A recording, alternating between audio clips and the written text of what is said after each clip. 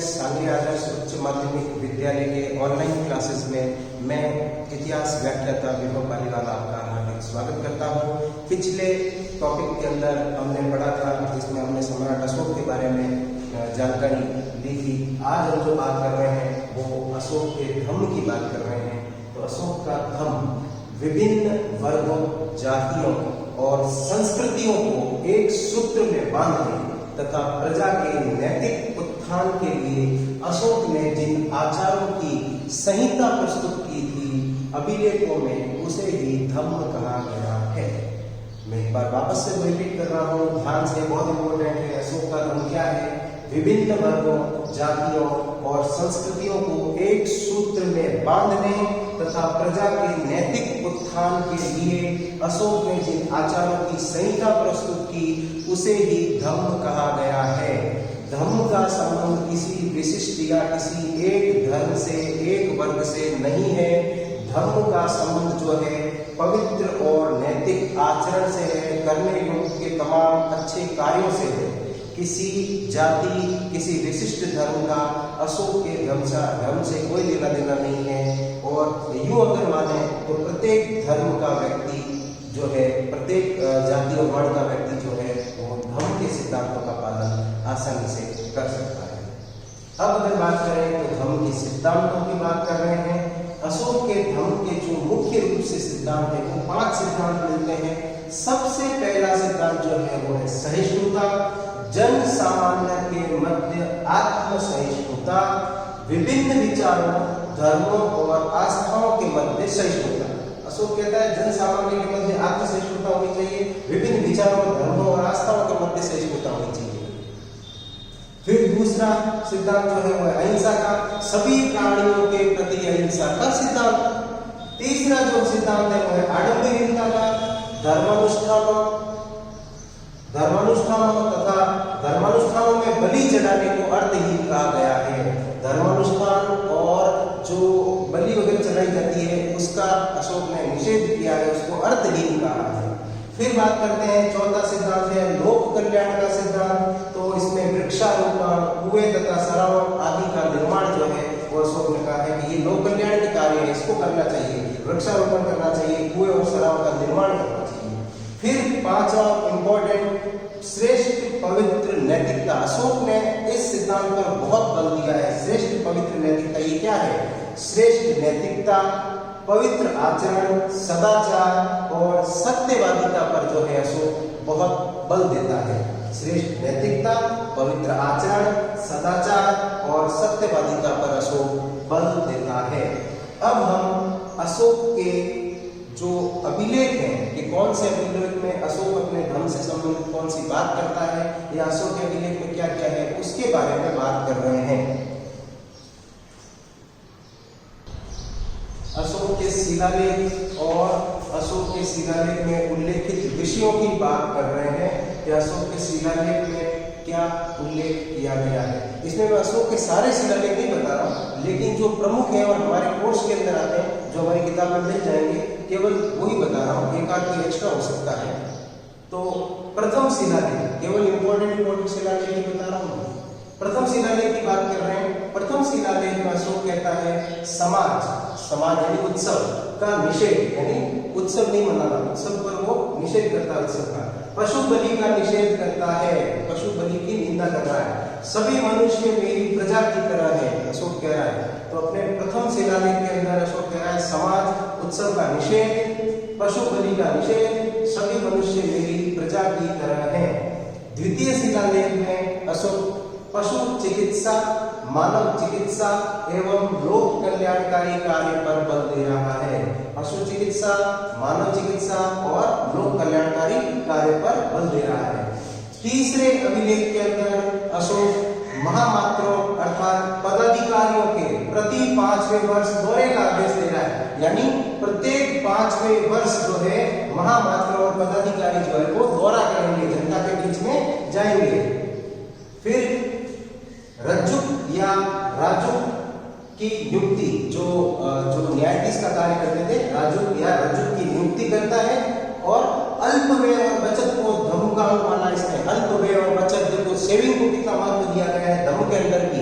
अल्प व्यय यानी कि बहुत कम से कम जो है व्यय करना चाहिए, और बचत, अल्प व्यय और बचत पर भी अशोक ने ध्यान दिया है। अल्प व्यय और बचत को धम्म का अंग माना है।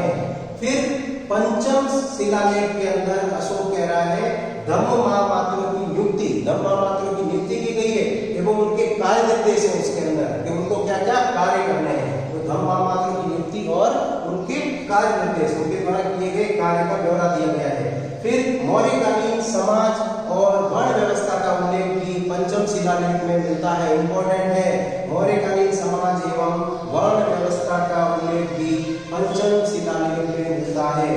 फिर सातवें शिलालेख की बात कर रहे हैं तो सातवें शिलालेख में सभी बंधों के मध्य आत्मनियंत्रण और मन की पवित्रता होनी चाहिए। आत्मनियंत्रण और मन की पवित्रता पर जोर दे रहा है अशोक। फिर नवम शिलालेख की बात करें तो सच्ची भेंट एवं सच्चे शिष्टाचार का उल्लेख कर रहा है। सच्ची भेंट कैसी होनी चाहिए और सच्चा शिष्टाचार क्या होता है इसका उल्लेख करता है। फिर जन्म, विवाह आदि के अवसर पर आयोजित समारोह की निंदा करना है। तो जन्म और विवाह के अवसर पर आयोजित होने वाले समारोह की अशोक निंदा करता है। दसम शिलालेख में अशोक राजा और उच्च पदाधिकारी हर क्षण प्रजा हित की सोचें। अशोक आदेश देता है कि राजा और उच्च पदाधिकारी हर क्षण प्रजा हित के बारे में ही सोचें।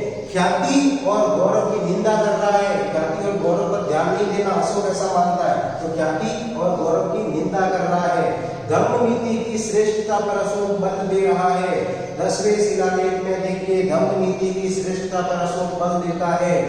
11वें शिलालेख की बात कर रहे हैं तो धम्म विजयों की विशेषता का वर्णन कर रहा है। अशोक अपने धम्म विजयों की विशेषता का वर्णन करता है। 12वें शिलालेख में धार्मिक सहिष्णुता की नीति पर बल देता है। अशोक धार्मिक सहिष्णुता की नीति पर बल दे रहा है। 13वें शिलालेख में कलिंग युद्ध का वर्णन किया गया है और अशोक के हृदय परिवर्तन की घटना इसमें बताई गई है। तो अशोक ये भी 13वां शिलालेख जो है इंपॉर्टेंट है क्योंकि कलिंग युद्ध का वर्णन इसमें है, ये एग्जाम में पूछा गया था। कलिंग युद्ध का वर्णन और अशोक के हृदय परिवर्तन की घटना जो है 13वें शिलालेख में है। 14वें शिलालेख के अंदर जनता को धार्मिक जीवन जीने के लिए प्रेरित किया गया है, यानी जनता को धार्मिक जीवन जीने के लिए अशोक कह रहा है 14वें शिलालेख के अंदर। तो ये अशोक के 14 शिलालेख मैंने आपको बताए हैं जो हमारे कोर्स के अंदर है। हो सकता है 1 या 2 शिलालेख आपको एक्स्ट्रा बता दिए गए हो, लेकिन इनमें से अधिकतर हमारे कोर्स के अंदर है, हमारी किताब के अंदर है और आपको पता होना चाहिए क्योंकि इसमें से कभी भी कोई छोटा मोटा सवाल आ सकता है कि ये चीज है, हम चीज जो है वो अशोक अपने कौन से शिलालेख में कहता है। तो इस बात का खास तौर से ध्यान रखना।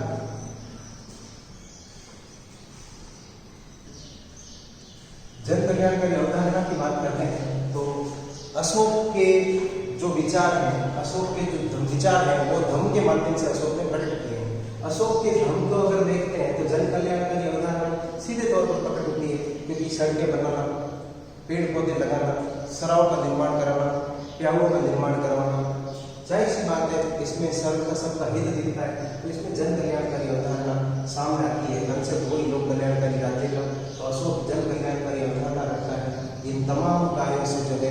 और अशोक जो है लोगों के सुख दुख को सुनता है, अशोक को लोगों के दुखों के बारे में जानकारी है। अशोक लोगों के लिए जो है क्रियान्वित करने के लिए क्या करता है, अब जैसे धम्मनीति की क्रियान्विति की बात करते हैं, अशोक ने धम्मनीति की क्रियान्वित के लिए क्या किया, अधिकारियों की नियुक्ति की है, जैसे रज्जुकों की नियुक्ति की, जैसे प्रतिवेदकों की नियुक्ति की, धम्म महापात्रों की नियुक्ति की। तो ये अशोक चाहता क्या है, क्रियान्विति करना चाहता है धम्मनीति की कि वो अधिकारी बाहर जाएं, नगरों में भ्रमण करें और लोगों के सुख दुखों का जो है वो जायजा लें, लोगों के बीच में जाएं और उनकी आवाज़ सुने, उनके दुख दर्दों को देखें, क्या चल रहा है, कैसे चल रहा है, लोग क्या कर रहे हैं, अशोक के शासन में कैसा शासन है, और उसकी जो तुरंत जो प्रतिक्रिया है लोगों के द्वारा जो आती है वो अशोक तक पहुँचे। तो धम्मनीति की क्रियान्विति के लिए अधिकारियों की नियुक्ति की गई और सरल से सरल व्यवस्था प्रदान की गई है ताकि जनता को तुरंत राहत प्रदान करें। अधिकारियों की नियुक्ति के पीछे जो बड़ा कारण है वो है तुरंत राहत प्रदान करना। अशोक ने स्पष्ट आदेश दिए हुए थे प्रतिवेदकों के लिए कि चाहे अशोक भोजन कर रहा हो, चाहे वो व्यायामशाला में हो, चाहे वो आराम कर रहा हो, किसी भी स्थिति में, चाहे वो राज दरबार में ही क्यों न हो, अशोक को किसी भी अवस्था में तुरंत प्रभाव से जो भी घटना है या जो भी बात है वो बताई जाए, ठीक है, किसी भी अवस्था में। फिर अगर बात करें धम्म नीति का मूल्यांकन, तो देखिए धम्म नीति ओवरऑल देखें तो धम्म नीति एक सफल थी, लेकिन अशोक के बाद में जो है धम्म नीति फेल हो जाती है, धम्म नीति क्रियान्वित बरोबर नहीं हो पाती है। तो उसके कई कारण अवश्य रह सकते हैं, लेकिन अशोक के स्तर तक अगर देखें तो धम्म नीति का कोई भी माइनस पॉइंट सामने नहीं आता है। और अशोक तो बकायदा जो है वो विशेष आभार जताने लायक व्यक्ति है। इसका कारण यह है अशोक ने विशेष कार्य किए हैं, अशोक ने सहिष्णु कार्य किए हैं, बहुत ही दूरदर्शिता की सोच रखी। हालांकि अशोक के बाद में जो अशोक के जो वंशज हुए, जो अशोक के बाद में राजा बने, वो धम्म नीति का मूल्यांकन सही तरीके से नहीं कर पाए, वो धम्म नीति को समझ नहीं पाए, दूरदर्शिता की सोच नहीं कर पाए। दूसरी बात, जो धम्म नीति जो है वो शांति काल में ज्यादा सफल रहती है। अशोक के बाद में जो शासक थे उस समय की परिस्थितियों में अंतर आ गया, शांति नहीं रही, और धम्म नीति शांति जहाँ पर नहीं होती वहाँ धम्म नीति सफल नहीं हो सकती। दूसरी बात अगर करें तो ये भी हो सकता है कि अशोक के बाद के शासकों ने केवल शांति पर ही ध्यान दिया, इस वजह से उन्होंने सीमाओं पर जो तनाव था उन दशाओं में इतना ध्यान नहीं दे पाए वो। और तीसरी अगर बात करें तो ये भी है कि जो धम्म नीति है उसका एक फेल होने का कारण ये भी माना जाता है कि अशोक ने जिन अधिकारियों की नियुक्ति की थी, फॉर एग्जाम्पल धम्म, तो उन्होंने धीरे धीरे जो है जनता के जो निजी मुद्दे हैं या जनता के ऊपर जो है बहुत बड़ा दबाव डालना शुरू कर दिया, इंटरफेयर करना शुरू कर दिया जन सामान्य के जीवन में। तो इस वजह से फिर धम्म नीति जो है वो जो है पूरी तरह से फेल हो गई। कारण ये भी रहा है कि अगर वो इंटरफेयर नहीं करते जनता के बीच में, बहुत बड़ा अगर उनके जीवन में इंटरफेयर नहीं करते तो धम्म नीति जो है वो फेल नहीं होती। लेकिन अशोक तक तो ये नीति आराम से चली, इसकी क्रियान्विति बहुत बढ़िया तरीके से हुई। लेकिन अशोक के बाद अशोक के जो वंशज रहे वो धम्म नीति को अच्छी तरीके से नहीं समझ सके, उनकी क्रियान्विति, उनकी पकड़ जो है अशोक की तरह नहीं रही मजबूत, और इसी वजह से धम्म नीति जो है वो फेल हो गई। तो कई हद तक ऐसा माना जा सकता है कि शांति काल न होने की वजह से, अशांति होने की वजह से भी धम्म नीति फेल हुई है, और योग्य उत्तराधिकारी के अभाव में भी धम्म नीति फेल हो गई। और मुख्य मुद्दा तो वही है, अशोक द्वारा नियुक्त अधिकारी, फॉर एग्जाम्पल धम्म, ये लोगों के जीवन में इंटरफेयर करना इन्होंने शुरू कर दिया, इस वजह से भी धम्म नीति जो है वो फेल हो गई। नहीं तो धम्म नीति के अंदर कोई तरह की कमी नहीं थी, धम्म नीति लोगों के हितों के लिए थी, लोक कल्याणकारी हितों के लिए थी, लोगों का पूरी तरह से इसमें सम्मान किया जाता था, उनकी चीज़ों को सुना जाता था, दुख दर्द को सुना जाता था, और कोशिश की जाती थी सरलतम तरीके से जो है लोगों को राहत प्रदान की जाए। आज की क्लास में इतना ही, मिलते हैं अगली क्लास में।